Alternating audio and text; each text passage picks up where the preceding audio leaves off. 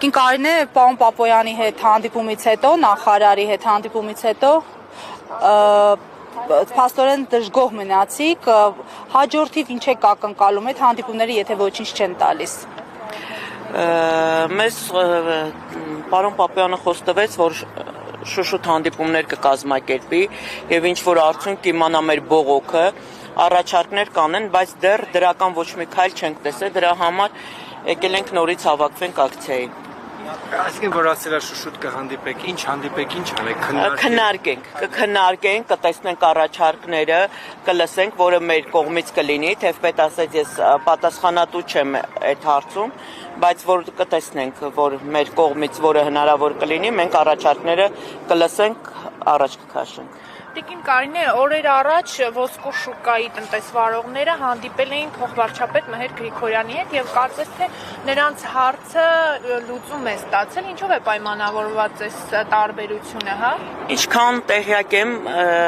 ինչքան լսելով տեղյակ եմ, նենց չի որ իրանց հարցը լուծում է ստացել, դեռ քննարկման շեմին է, բայց դա խաբեություն է, Նաիրի Սարգսյանի առաջարկով ա եղել, երևի մեր բնակավարում էլ մի հատ Նաիրի Սարգսյան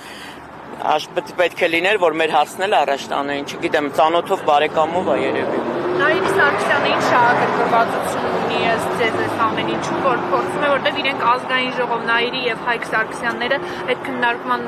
ժամանակ ներկային եւ առաջարկում էին 1%-ով աշխատել եւ վստահեցնում էին, որ բոլորը կներկայացնեն կվճարեն։ Ինձ թվում է դա իմ սուբյեկտիվ կարծիքն է, որ Նաիրի Սարգսյանը ոսկու բիզնեսի մեջ կա։ Ինքը հայտարարել է, որ գործունեությամբ է զբաղվում, բիզնեսմեն է։ Դա եթե բիզնեսմեն է, բնականաբար արդեն ինքն էլ պետք է իր շահերի համար բանավիճի, այդ ձևով է բանավիճի։ Հիմա ձեր պահանջը շարունակում է մնալ, որ շրջանառության հարկը շեմիջեցվի եւ մնա 5%-ը։ Բացի շրջանառության հարկը գույքագրումն է ամբողջ խնդիրը, որը տերոր է լինելու։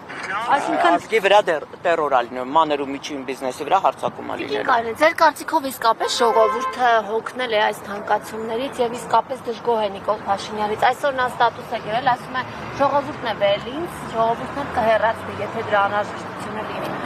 Ես կարծում եմ, եթե այն ժամանակ 18 թվին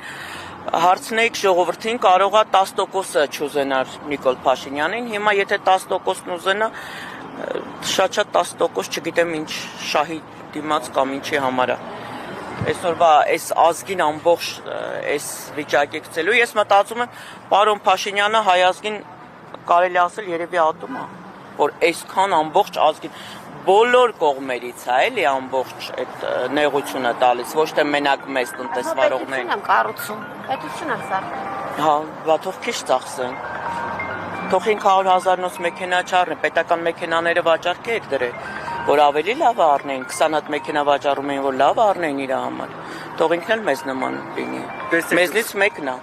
Ասեցիք ատում է, հա, Նիկոլ Փաշինյանը։ Կարծում եմ, սա արդեն դա է ցույց տալի։ Վերջի եթերներից մեկում ասում էր հավատակ չհավատակ, սիրում եմ բոլորիդ։ Տաստված որ տես լիներ, որ սիրեր չէր կարող պայքարեր այն բանի համար, որ ազգը դուրս գար երկրից ավելի շատ հայաթափություն է լինելու սա։ Մի անգամ էլ փորձեցին, չէ, չստացվեց։ Դատարկվելու է։ Հիմա, ասենք, մի քիչ մարդիկ սկսեցին աշխատել նորից ուզում անեղի, որ դուրս գան։ Այս երկրում հնարավոր չի իրանց տերորով աշխատել։ Հիմա այսօր ինչ եք պահանջում, ում հետ հանդիպում ինչ։ Միայն Նիկոլ Փաշինյանին, որտեղ ոչ մեկ ոչ մի արձագանք չի տալիս։ Իսկ որ ասում եք գույքագրումն է սոցիալ, կմանրամասնեք ինչն է դա։ Հիմա մարդիկ ունեն 10 տարվա ապրանք։ Այդ ապրանքը բերել են, մաքսազերծել են, էնդեսը վճարել են եւ չի վաճառվել։ Պետությունը միևնույնն է, մեզ էնդեսը հետ չի տալի։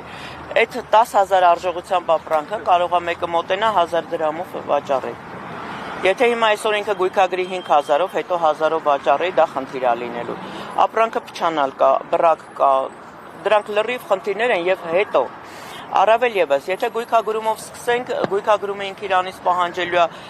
բարձր հաշվապահություն, բարձր գներով հաշվապահություն, նաեւ աշխատատեղ, որը որ գործատուն չի կարա այդքան վճարի։ Այդ եկամուտները չունի, որ ինքը 3 աշխատող էլ ընդունի։ Տիկին Կարինե 6 ամսով այդ հետաձգման որոշումից էլ էիք դժգոհ, ամեն դեպքում իրենք բարձավ Խափեությունը։ ամեն դեպքում ասում են էլի հոգու ձեզ աշխատանքներ են տարել,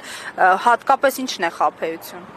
Խափեությունը ոչ մեկն էլ չի գույքագրել, ոչ մեկն էլ չի գույքագրել, բնականաբար գույքագրաշներ իրանք չէին կարող միանգամից արձակվեն ամբողջ ազգի վրա։ Այդ ժամանակ արդեն այդ 55,000-ը ոտքի կհելնեն։ Հիմա ինչ որ հույսեր ունեն, կարող է մի բան փոխվի մարդիկ, հետո հիասթափված են։ Իրան շատ ողջավորությամբ ընտրել ենք, բերել ենք ասպարեզ, հիմա էլ հիասթափված են ժողովուրդը արդեն, հավատ չունեն, ինքը ամեն ինչը մեր մեջ գործ